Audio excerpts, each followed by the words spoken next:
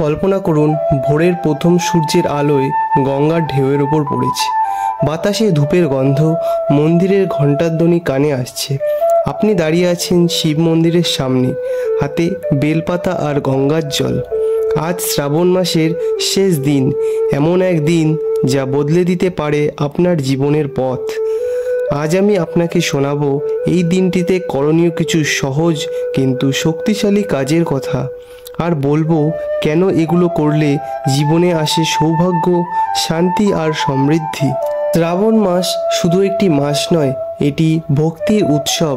প্রায় হাজার হাজার বছর ধরে এই মাস ভগবান শিবের আশীর্বাদে লাভের শ্রেষ্ঠ সময় হিসেবে মানা হয়েছে। একটি গল্প আছে, আপনারা সবাই নিশ্চয়ই শুনেছেন সমুদ্র মন্থনের কথা। দেবতা আর অসুররা যখন মহাসমুদ্রে মন্থন করেছিল, তখন প্রথম উঠে আসে হলাহল বিষ, এক ভয়ঙ্কর বিষ যা মুহূর্তেই সৃষ্টির ধ্বংস করতে পারে। কেউ এগিয়ে এলো না। তখন ভগবান শিব নিজে সেই বিষ কণ্ঠে ধারণ করে যাতে মহাবিশ্ব রক্ষা পায়। এই ঘটনা ঘটেছিল শ্রাবণ মাসে, তাই এই মাসের প্রতিটি দিন ভগবান শিবের ত্যাগ ও করুণার প্রতীক। আর শেষ দিনটি, এটি যেন একটি সেতু। পুরো মাসের পুণ্য একত্রিত হয়ে এই দিনের আপনার জীবনে প্রবাহিত হয়। ভোরে উঠে স্নান সেরে শিব মন্দিরে যান। আপনার হাতে থাকুক গঙ্গার জল, দুধ, দই, মধু, ঘি, এগুলো মিশিয়ে পঞ্চামৃত তৈরি করুন।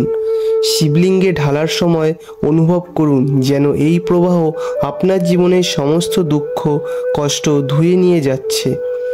আমি এক ভক্তর কথা জানি, রামেশ্বর নামের এক সাধারণ মানুষ, যিনি প্রতি বছর এই দিনে পঞ্চামৃত অভিষেক করতেন। কয়েক বছর আগেই তার ব্যবসা ভেঙে পড়েছিল, কিন্তু তিনি ভক্তি ছাড়েননি। সেই বছর শেষ দিনের পূজার পর অদ্ভুত তার ব্যবসায় আবার সাফল্য ফিরে আসে। তিনি বললেন, এটি শিবের আশীর্বাদ ছাড়া আর কিছু নয়।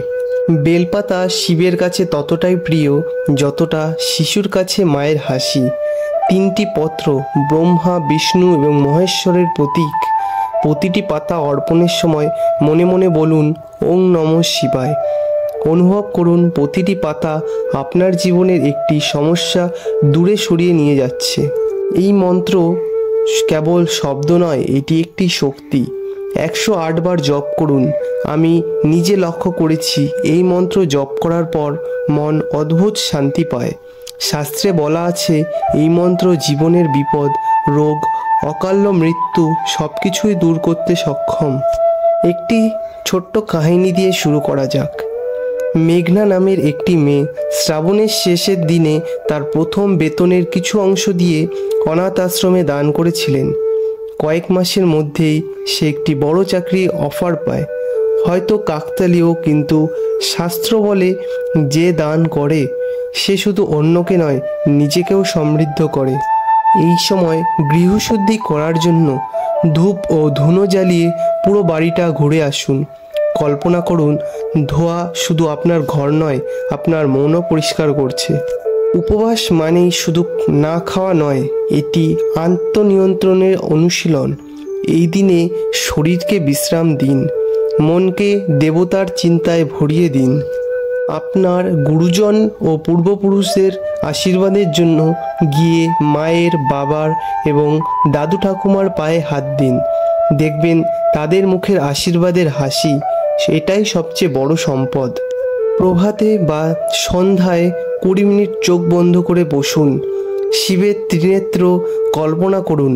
এক চোখে আপনাকে জ্ঞান দিচ্ছে, এক চোখ সাহস, আর তৃতীয় চোখ সব দুঃখ পুড়িয়ে দিচ্ছে।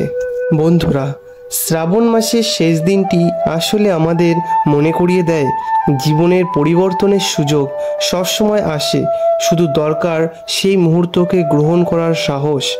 আজ আপনি যদি আন্তরিক ভক্তি নিয়ে এই কাজগুলি করেন, আমি বিশ্বাস করি আপনার জীবনে আলো আসবেই। তাহলে প্রতিজ্ঞা করুন, প্রতি বছর এই দিনে আপনি পুণ্য, ভক্তি আর মানব সেবার পথে চলবেন। আর মনে রাখবেন, ভগবান শিব শুধু প্রার্থনা শোনেন না, তিনি হৃদয়ের ভক্তিও অনুভব করেন।